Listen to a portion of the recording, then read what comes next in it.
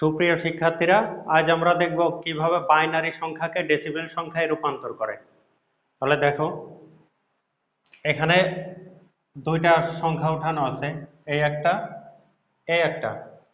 আমরা শুরুতেই এই সংখ্যাটা করব। এই সংখ্যাটা আছে বাইনারিতে, এই সংখ্যাটাকে আমরা ডেসিমেল সংখ্যায় রূপান্তর করব। তাহলে দেখো, সংখ্যাটা আমি উঠাই নিচ্ছি আবার। 10111.110।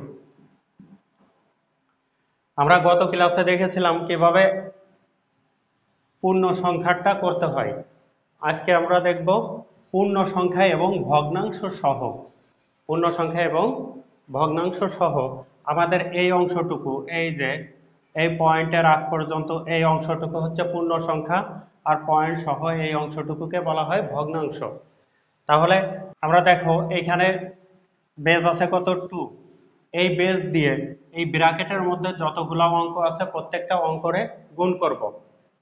শুধু গুণ না, একটা করে গুণ করব, তারপরে যোগ দেব, এরপরে আবার গুণ করব একটা, তারপরে যোগ দেব, এরপরে আবার গুণ করব, যোগ দেব, এইভাবে যতগুলা অঙ্ক আছে প্রত্যেকটা অঙ্করেই আমরা গুণ করব, সাথে সাথে কি করব? যোগ করব।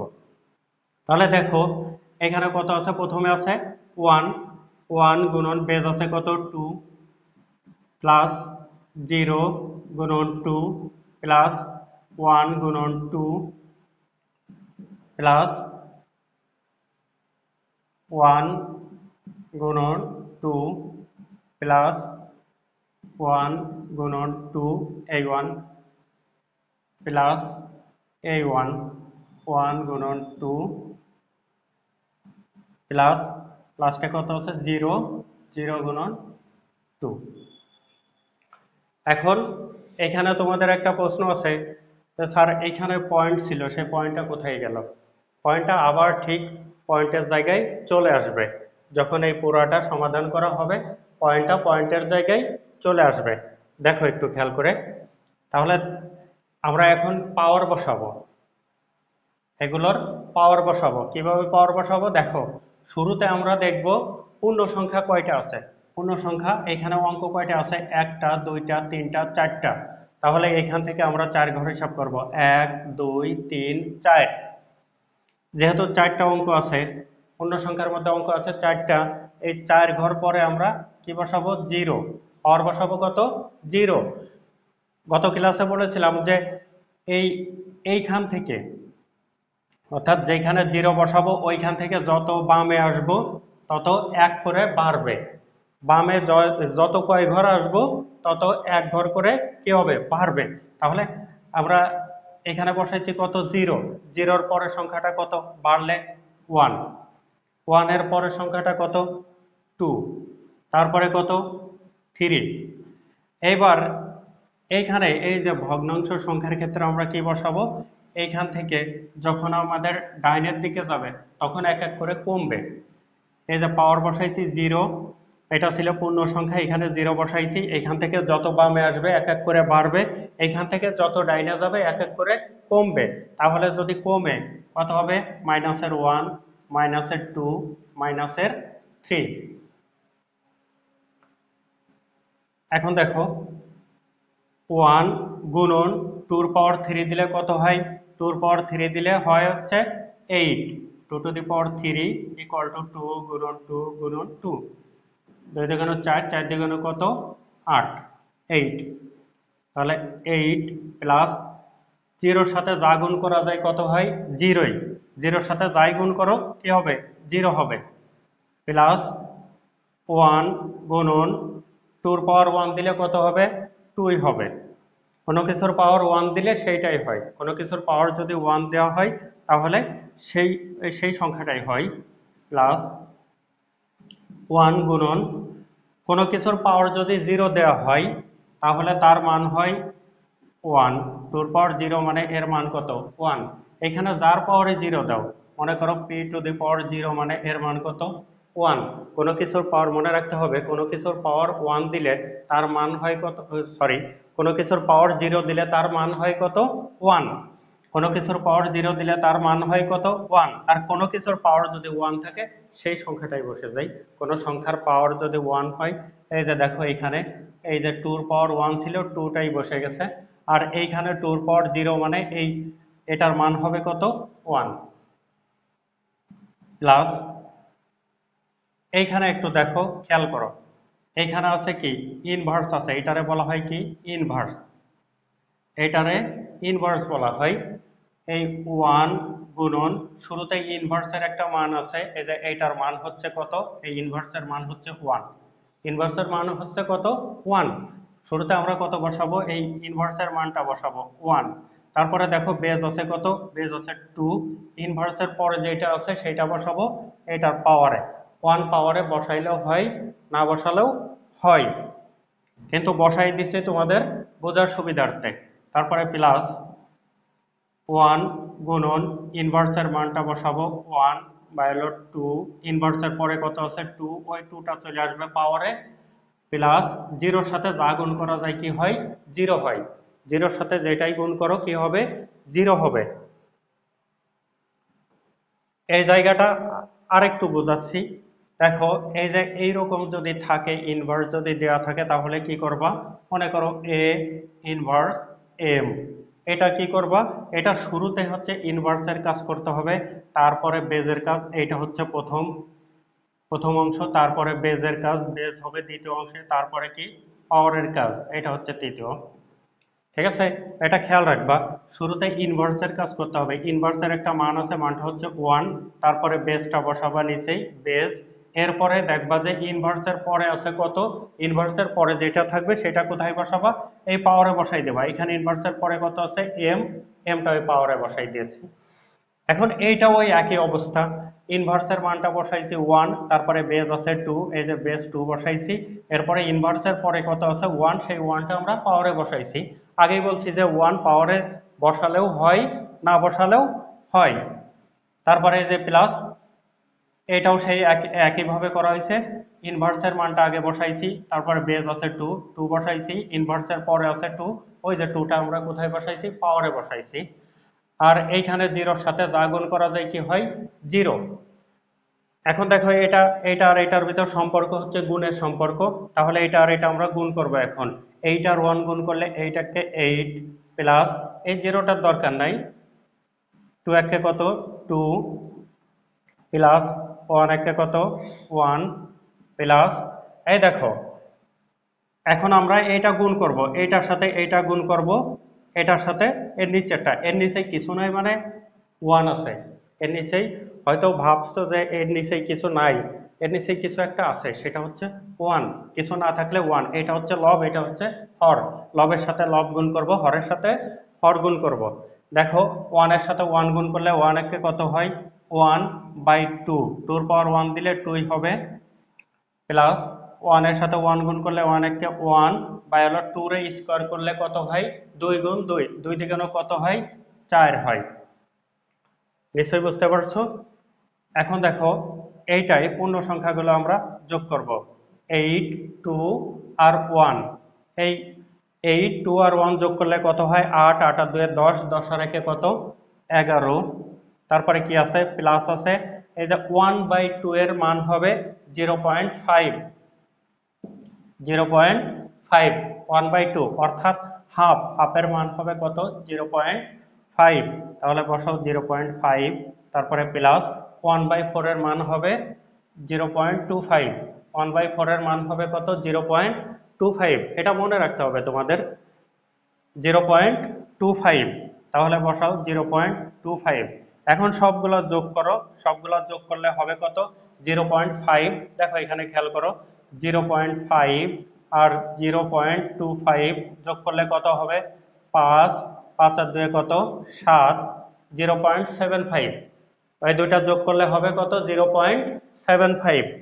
এখন দেখো 11 প্লাসের এই দুইটা যোগ করে কত হয়েছে 0.75।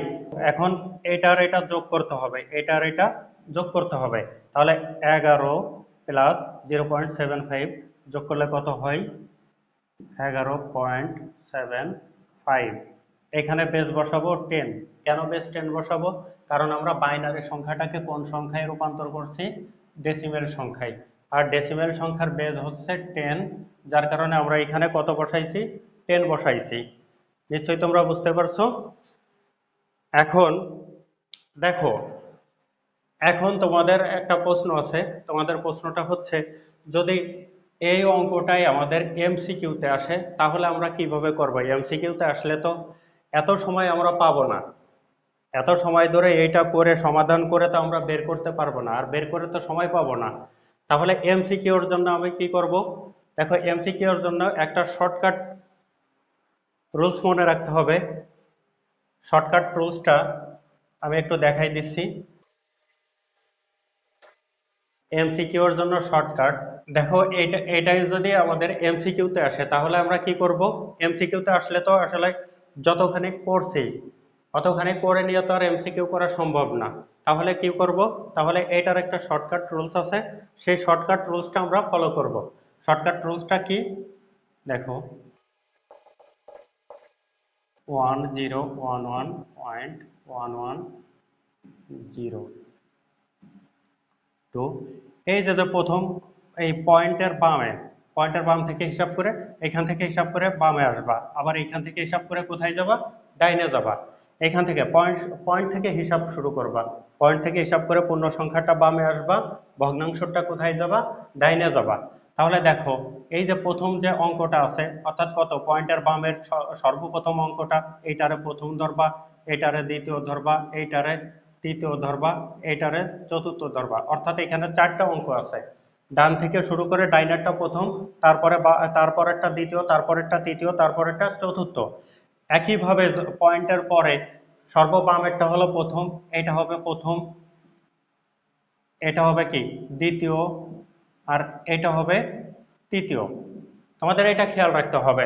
পয়েন্ট থেকে শুরু করবা, পয়েন্টের বামেরটাকে প্রথম ধরবা, তারপরেরটাকে দ্বিতীয়, তারপরে তৃতীয়, তারপরে চতুর্থ, এইভাবে।